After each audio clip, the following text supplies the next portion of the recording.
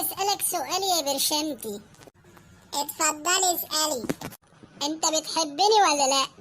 وانا لو ما حبيتكيش احب مين غيرك؟ البنات كتير كلهم غفر وحياتك. طب وانا؟ انت شيخ الغفر. اتكلم بأدب يا ولد. اتكلم بأدب يا ولد. ده انا بابن بيه. انا قايمه مروحه. استني بس يا حبيبتي، انا بهزر معاكي. هتشربي ايه؟ اسقيني بدل العتاب عناب. الجو ولع وهباب. لا البنت خبرة بصراحة يعني. انت متخيل دخول انثى في حياتك بيغير سعر القهوة من 7 جنيه ل 45 جنيه مرة واحدة؟ وانتوا فاكريني مبسوط؟ انا مش مبسوط. احنا لازم نسيب بعض دلوقتي حالا.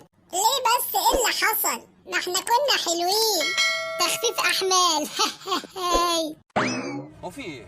انتوا جايبيني هنا عشان تهزقوني ولا ايه؟ يا بنت الزبط، بدل ما اقسم بالله اخبطك بفنجان القهوة في دماغك.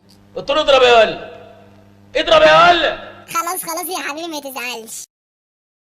الايام دي جوازك حتى من واحدة موظفة ما عادش نافع. انت محتاج تتجوز واحدة هي وعيالها بيشتغلوا.